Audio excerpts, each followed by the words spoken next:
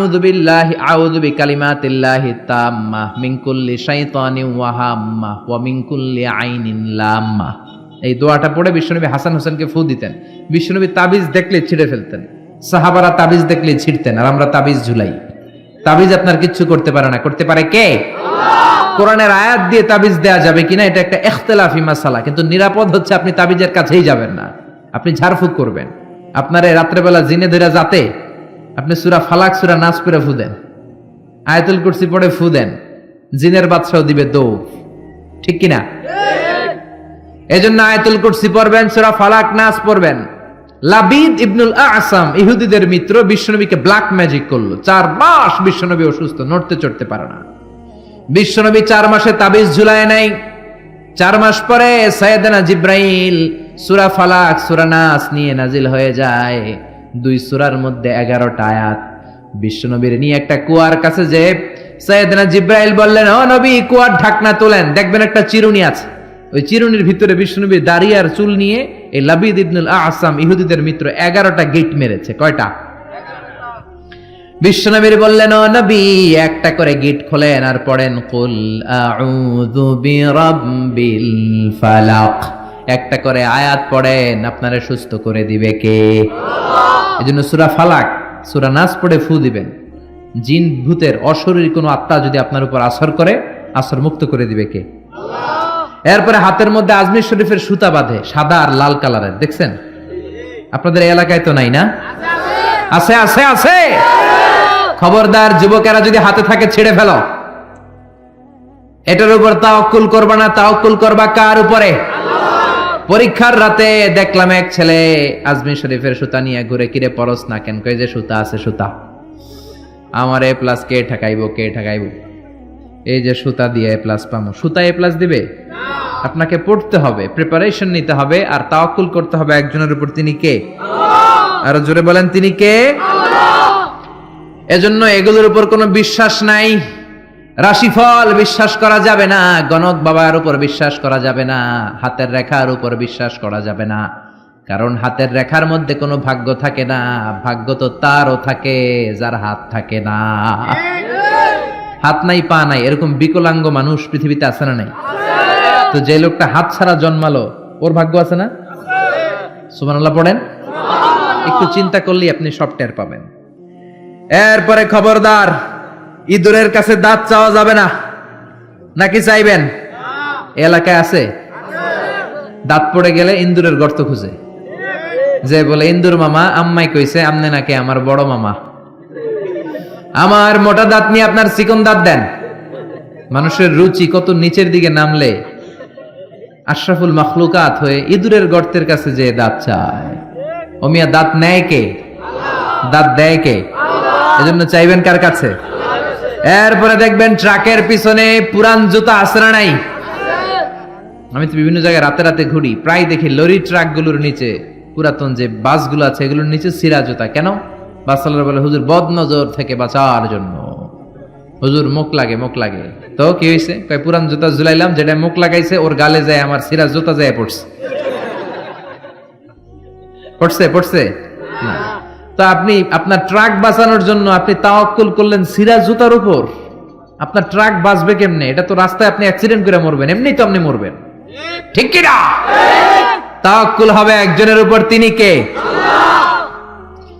তারপর অনেক ড্রাইভাররা মাজার দেখলে গাড়ি স্লো করে, আছে না নাই? কেন স্লো করলা? কয় হুজুর বাবায় অনেক গরম, গরম বাবা, জোরে চালাইলে আমার গাড়ি উল্টায় দিব, আপনি মইরা যাবেন। তো মাজারে যে শুয়ে থাকে সে যদি গাড়ি উল্টায় দেয়, সে যদি দুর্ঘটনার কারণ হয়, সে যদি মানুষ মারে, ওটা কি বাবা নাকি ডাকাত? ওটা কি বাবা না সন্ত্রাস? এজন্য এগুলোতে বিশ্বাস করা যাবে না। বাচ্চাদের কপালে টিপ দেয়, কেন? বদনজর থেকে বাঁচবে না। বাচ্চাকে ঘর থেকে বের করার আগে সূরা ফালাক সূরা নাস পড়ে ফু দিবেন, আয়াতুল কুরসি পড়ে ফু দিবেন। বদনজর থেকে বাঁচাবে কে? আল্লাহ। কালো টিপ দিবেন না তো? অবাক করা কাণ্ড, আমি আমার বাসার একটা অনেক পুরাতন অ্যালবাম ঘাটতে ঘাটতে দেখি আমার 7-8 বছরের বা 6-7 বছরের একটা ছবি, আমার কপালের এদিকে এরকম কালো টিপ দেওয়া। আম্মারে ধরলাম, ঘটনা কি? কালো টিপ দিছো কেন? কয় তোর নানি কইছে। নানিরে ধরলাম, ও নানি, তুমি এই কথা কইছো কেন? কয় তোর বড় আম্মা কইছে। বড় আম্মা মইরা গেছে, আর খুঁজা পাই না। বড় আম্মা বেঁচে নাই, আল্লাহ ওনারা জান্নাত নসিব করুক।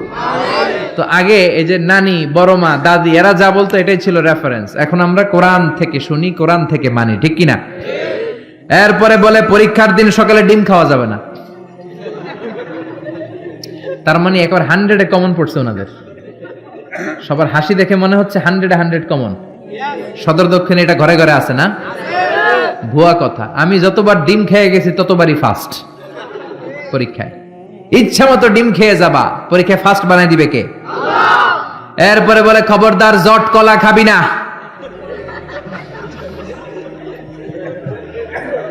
জমজ সন্তান হবে বলে না? জট কলা ইচ্ছা মতো খাইবেন। জমজ সন্তান হলে তো আরো ভালো, 2বারের কাজ একবারে সারলো, ঠিক কিনা? 10 মাস 20 মাস একটা মায়ের 2বারে কষ্ট। 2বারে সিজার করে পেট কাটো, 50 হাজার করে 1 লাখ টাকা, টাকাও বাঁচলো, মায়ের কষ্টও বাঁচলো, ঠিক কিনা? এজন্য এখন থেকে জট কলা খুঁজে খুঁজে খাইতে হবে। রাজি আছো মুসলমান?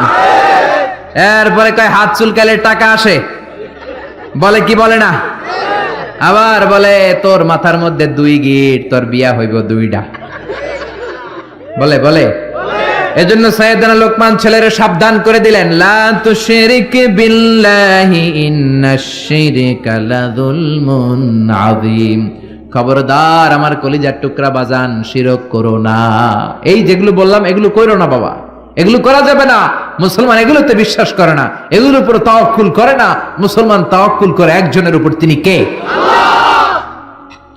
2 নাম্বার উপদেশ, ইয়া বুনাইয়া ইন্নাহা ইন তাকু মিসকালা হাববাতিন মিন খারদালিন ফাতাকুন ফি সাখরাতিন আও ফিস সামাওয়াতি আও ফিল আরদি ইয়াতি বিহাল্লাহ ইন্নাল্লাহা লাতীফুন খাবীর। আল্লাহু আকবার।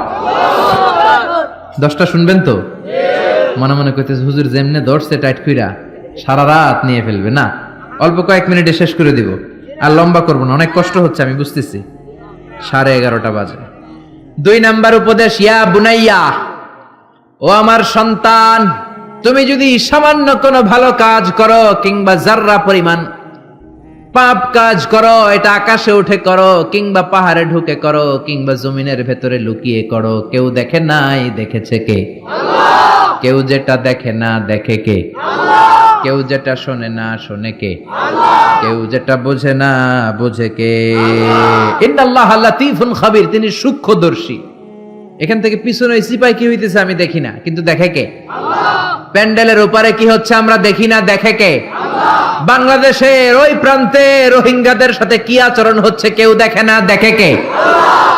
ছেলেরে এই ব্যাপারে সচেতন করে দিলেন। ছেলেরে প্রথমে বললেন বাবা খবরদার শিরক করিস না। দ্বিতীয় পর্যায়ে বললেন বাবা ছোট্ট অন্যায় করো, ছোট্ট ভালো করো, কেউ দেখে নাই, আল্লাহ দেখে। এজন্য ছোট্টবেলা থেকেই ছেলেদের মনের ভেতরে আল্লাহর ভয় ঢুকানোর দরকার আছে না নাই? এই ছোট্টবেলা থেকেই দ্য সেন্স অফ অ্যাকাউন্টেবিলিটি, জবাবদিহিতার ভয় ঢুকায় দিবেন ছেলের ভেতরে। এই তাকওয়া নামক সফটওয়্যার যদি ছেলের মাথায় এখনই ইনস্টল করে দিতে পারেন, এই ছেলে কোনোদিন বেয়াদব হবে না, বেনামাজি হবে না, ঠিক কি না? ছোট্টবেলা থেকেই সাবধান করেন। ছোট্ট বাচ্চারা দেখবেন আপনি কালো কালারের কলম কিনে দিয়েছেন, তো স্কুলে যেয়ে দেখে ওর বন্ধুর কলমের কালি লাল, আস্তে করে ওর কলমটা ব্যাগে ভরে নিয়ে আসে না?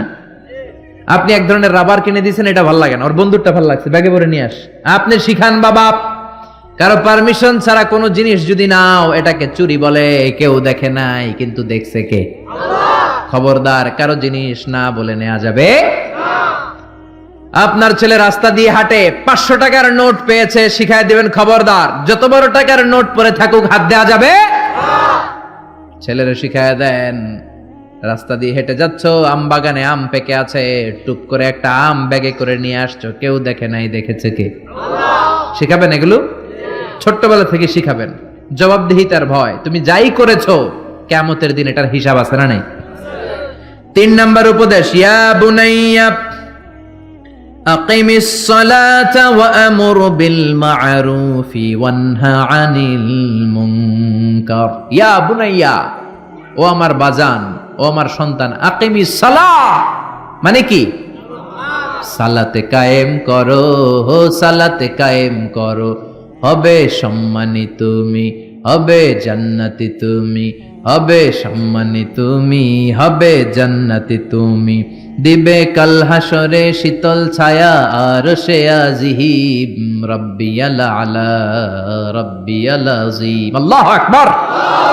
আকিমিস সালাহ, বাবা সালাত কায়েম করো, নামাজ পড়ো, কেননা নামাজের হিসাব প্রথমে নেওয়া হবে।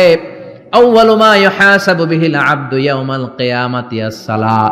কিয়ামতের দিন সর্বপ্রথম যেই জিনিসটার হিসাবে হবে সেটা হলো নামাজ।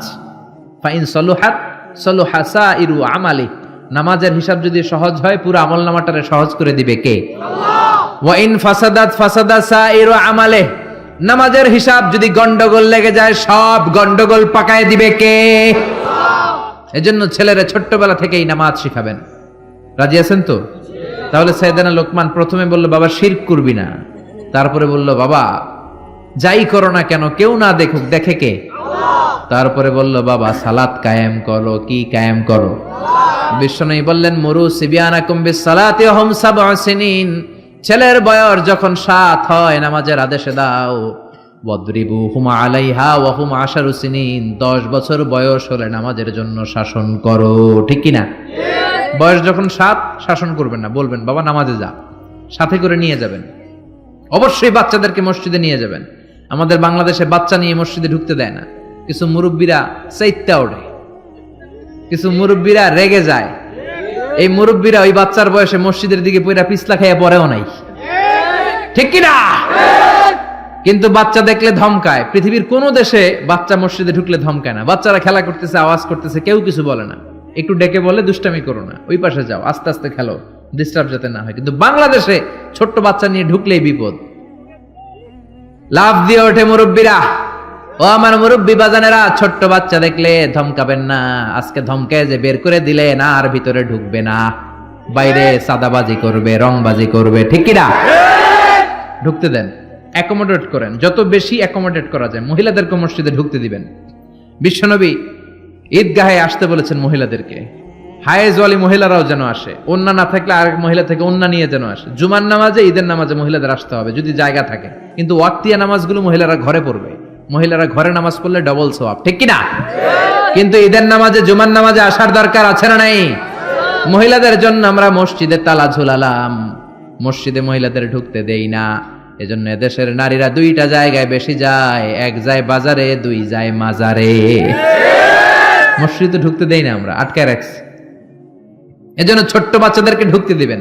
আর বাচ্চা নিয়ে যারা যাবেন কাতারের এক পাশে চলে যাবেন, একেবারে ডান দিকে বা বাম দিকে। বাচ্চারা ডানে বা বায়ে রাখবেন, এটা বুঝাই দিলেই হইলো। কিন্তু বাচ্চা দেখে ধমকাবেন না। কোনদিন কোনো বাচ্চারে মসজিদ থেকে বের করবেন না, খবরদার, আল্লাহ আপনারা জান্নাত থেকে বের করে দিবে। বাচ্চা যদি মসজিদে যায় বুঝাবেন, আহলান সাহলান বলবেন, সালাম দিবেন। জীবনটা তার এই তো শুরু। এখনই যদি মসজিদে আসে পাক্কা মুসল্লি। আপনি নামাজ ধরছেন কত বছর বয়সে? আপনি দাড়ি রাখা ধরছেন কত বছর বয়সে? দাড়ি এই দেশের মানুষেরা রাখে যখন আর ব্লেড দিয়া কিছু করা যায় না। হয় ব্লেড ভাঙবে, নয় গাল কাটবে। হয় গাল কাটবে, নয় ব্লেড ভাঙবে। ওই সময় দাড়ি রাখা শুরু করছে। ঠিক কিনা? ঠিক কিনা? ঠিক কিনা? সমাজে কেউ তারে দাম দেয় না, ছেলে কথা শোনে না, মেয়ে কথা শোনে না, বাড়িতে সময় কাটে না, তখন মসজিদ ধরছে। এরকম নামাজি আছে না নাই? তারপর আপনাদেরকে আহলান ওয়া সাহলান, যারা এরপরেও দাঁড়িয়ে রেখেছেন, এরপরেও মসজিদে যাচ্ছেন, আহলান ওয়া সাহলান। কিন্তু বাচ্চাদেরকে মসজিদ থেকে কোনোদিন তাড়িয়ে দেয়া যাবে না। ছেলেরে বললেন আকিমিস সালাহ, নামাজ পড়ো। 7 বছর বয়স থেকে যদি আপনি দাওয়াতি কাজ করেন, 8 বছর বয়সে বলবেন বাবা পড়, 9 বছরেও পড়, 10 বছরও যদি না পড়ে তখন শাসন। 7 বছর থেকে বলা শুরু করলে 10 বছরের আগেই ছেলে পাক্কা নামাজি। ঠিক কি না? অনেকে বলে হুজুর সকালবেলা আমার ছেলে ঘুমায়, আমি কি করুম? আমার অনেক আদরের পোলা সকালে ঘুমায়। আহা, আমার পোলাটা সকালবেলা ভূমিকম্প হইলে কি করবেন? দৌড়। আপনি একাই দৌড় না পোলা লইয়া দৌড়? তা আদরের পোলা না, একটু ঘুমাক। সকালবেলায় আগুন লাগলে কি করবেন? আগুন লাগলে কি করবেন? আদরের পোলা আর একটু ঘুমাক নাকি? দুনিয়ার আগুন থেকে বাঁচানোর জন্য ছেলেরা যদি টানা হেচড়া করে ঘর থেকে বের করে বাঁচাতে পারেন, জাহান্নামের আগুন থেকে বাঁচানোর দায়িত্বটা বাবা হিসেবে আপনার আছে না নাই?